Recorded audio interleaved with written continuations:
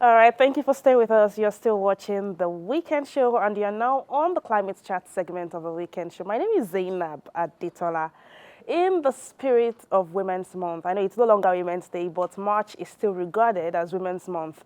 We are still spotlighting women heroes in the climate space and taking a look at the work they have done to advance climate justice, to ensure that we have climate change and improve attitudes towards how we treat the environment and our climate. And I'll be doing just that today again. My guest on the show today is Baliki Salaudin Ibrahim. She is the co-founder of Green Republic Farms and also a social impact and climate innovation strategist. Good morning, Balikis. Good morning, Oiza. Good morning, everyone. Lovely to be on the Weekend Show. Thank you. Absolutely delighted to have you. I can see that you are, standing right in front of, crops, just to show that you are doing it the green way. We are doing it the green way this morning. That's so lovely. Yeah, And I would like, yeah. So that's a background picture of my farm. wow, amazing, amazing. I would like us to start off from there, just tell us a bit about the work you have done in the climate space and why it is important. All right. So I started my journey, I think around 2015, 2016, thereabout, and it was just about cleanups, making the community clean, ensuring I'm engaging communities, government, policymakers, and I'm also doing this driving together young people. I started this journey in Abuja and I transitioned to Kwara, and it's now something that I'm known for around the world. And one of the things that I've come to realize is I really appreciated my development growth, which is I was able to understand what is really needed in terms of we trying to solve the climatic problem, right? And I was able to bring my innovation to play with the work that we're doing at Green Republic Farms. So I've transitioned over time, right, from carrying placards, calling Mm-hmm. for government to make the right policies for climate, creating. I did. I wake up as early as 5 a.m. I go out for cleanups. Wow. It's just the passion, right? This is really what I want to do. But I think it is also very important that I'm able to drive some innovations around it, which is what we're doing at Green Republic Farms, creating climate smart agricultural Yes. So, practices so allow me while we're also creating decent.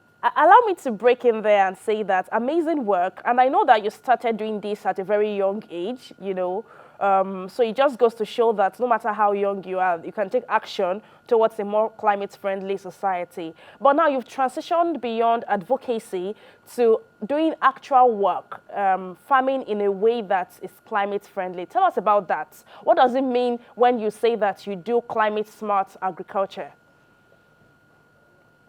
Okay, so I get this question a lot. So people don't know that climate smart agriculture can be as simple as providing sustainable water system for farmers or providing a sustainable irrigation system. It can be as simple as that. So that means that, for example, the background image that you're seeing, all of the land, all of the ridges are fully irrigated, Wow. right? So meaning that we don't need to rely on rain to water the plant. We don't need to rely on dry season.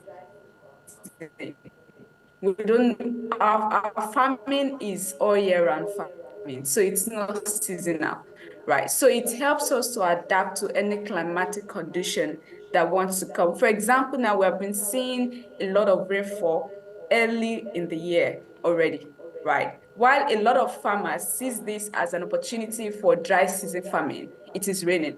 Right. So it's kind of bridge the gap. And we also have our greenhouses, right? So the greenhouse majorly helps us to any kind of rain, any kind of sun, we are farming. We're not limited by this weather condition. So these are ways that people are really farming climate smart. And other ways would be involving improving on technology, right? Probably, for example, now our irrigation systems are solar powered, right? So we don't necessarily need to rely so much on fuel, before we can pump our water.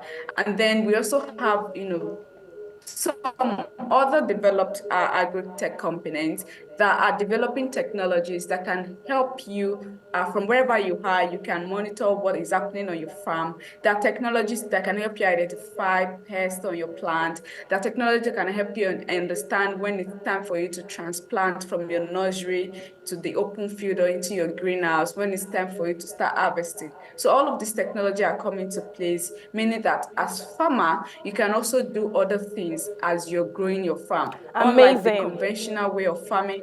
Yeah. Okay, so my final question to you would be, what challenges do you face as a woman in this space, and what do we need to do better, to support women who are climate heroes?